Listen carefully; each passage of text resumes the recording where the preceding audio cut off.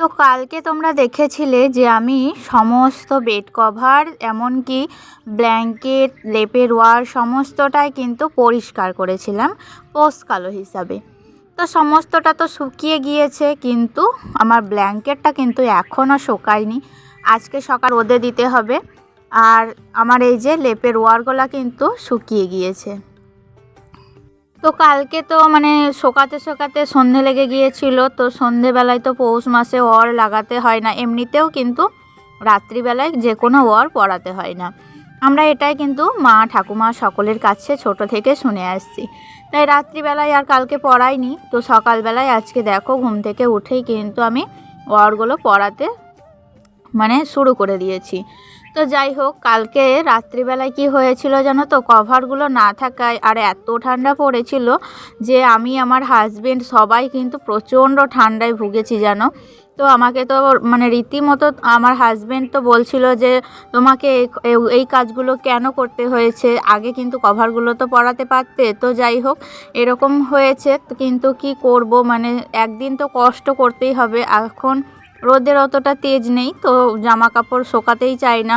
আর এমনিতেও কাচতে আমার অনেকটাই বেলা হয়ে গিয়েছিল। তো জামা কাপড়গুলো শুকিয়ে গেলেও, যেগুলো পাতলা পাতলা শুকিয়ে গেলেও বাবুকে নিয়ে টিউশনি থেকে আসার পর এতটাই সন্ধে লেগে গিয়েছিল যে কভারগুলো আর লাগানো হয়নি।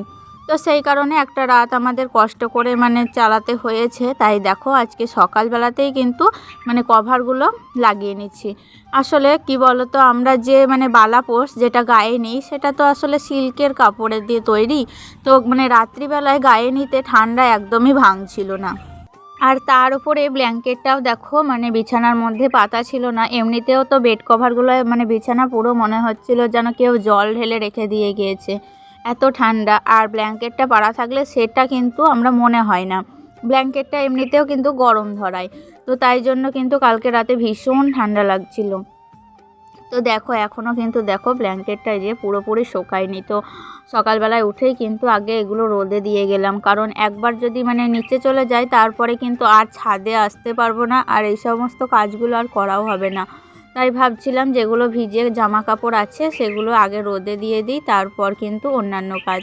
আর ওই যে কালকে আমরা গিয়েছিলাম একটু ব্যাংকে, তো সেই জামা কাপড়গুলো এসে রাত্রিবেলায় কিন্তু কেচে রেখেছিলাম। তো সেগুলোও সকালবেলায় রোদে দিয়ে দিলাম, তাহলে চটজলদি এগুলো শুকিয়ে যাবে। তো তারপরে দেখো আমি তো নিচে চলে এসেছিলাম, আর নিচে চলে এসেই কিন্তু রান্নাটাও শুরু করে দিয়েছি। আসলে এখন সকাল সকাল রান্নাটা করছি, কারণ এই কয়েকটা দিন কি করছি বলো তো, রান্নাটা সকাল সকাল সেরে নিচ্ছি, তারপরে নিচের সমস্ত কাজ সেরে চলে যাচ্ছি ওপরে। আর ওপরে কিন্তু একটু গোছাগুছির কাজ, তারপরে একটু মোছামুছির কাজ সবটা সেরে রাখছি, কারণ সামনে লক্ষ্মী পুজো আসছে। তো হাতে মাত্র 3-4টে দিন আছে। তো এবার যদি সামলাতে একটা একটা করে না লাগি, তাহলে কিন্তু একদিনে এত কিছু আমার পক্ষে সামলানো সম্ভবই না। তো সেই কারণে আমি দেখো রীতিমতো কিন্তু একটু একটু করে কাজে লেগে পড়েছি।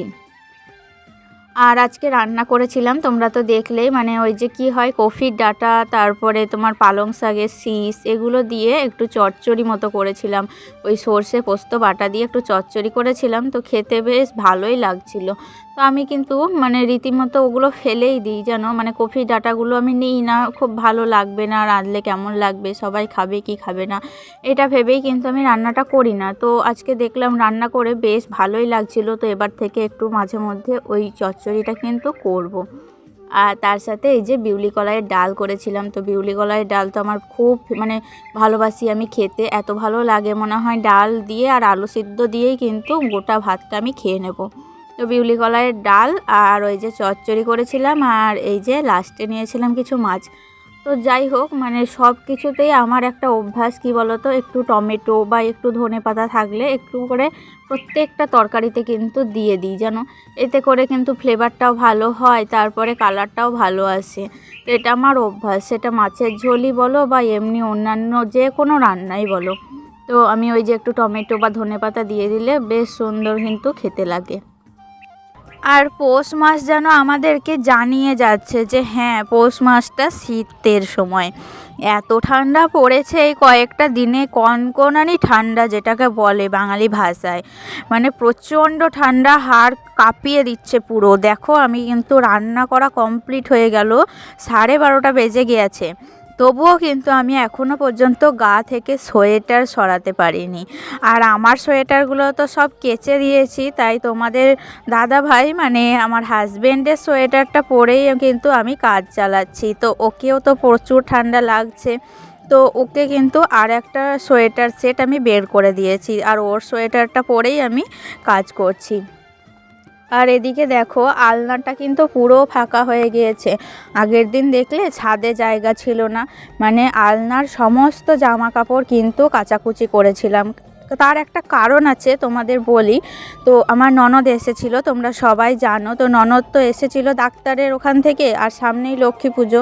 তো ল্যাবের ওখানে হসপিটাল থেকে বিভিন্ন রকমের পেশেন্ট থাকে, তো তাদের ছোঁয়াছুঁই সবটাই কিন্তু মানে এসে লাড়া হয়ে গিয়েছিল। তো ভাবলাম যে জামা কাপড় এইগুলো পরে কি করে, লক্ষ্মী পুজো আছে সামনে, তো পুজোতে কিভাবে কাজ করব।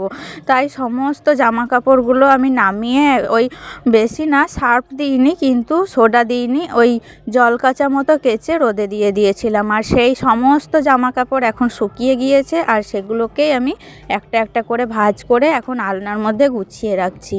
তো এত পরিশ্রম হয়েছে আগের দিন, মানে হাত পা মানে মাজা পুরো কিন্তু মানে ব্যথায় মানে রাত্রিবেলায় কনকন করছিল। আর এমনিতেও এই ঠান্ডাতে এত জল ঘাটা, মানে জল থেকে যতই ভাবছি যে দূরে থাকবো, ততই কিন্তু মনে হচ্ছে যে জল আমাকে কিন্তু তার কাছে টেনে নিয়ে যাচ্ছে। তো বালিশের কভারগুলো দেখো ওপরেরগুলো পরিয়ে রেখে দিলাম, আর বেড কভারটা তো কালকেই আমি চেঞ্জ করে দিয়েছি। তো বেড কভারটা তো কাঁচা, কোনো ব্যাপার না। তো এখন আমি দেখো আমি একটু ওপর মানে বারান্দা সানসেট এগুলো একটু মোছামুছি করব। শীতকালে প্রতিদিন যদি না মুছি তাহলে প্রতিদিন কেমন একটা ধুলো ধুলো ভাব লাগে, আর পাকা ঘর একটু যদি মোছামুছি না করি দেখতে ভালো লাগে না।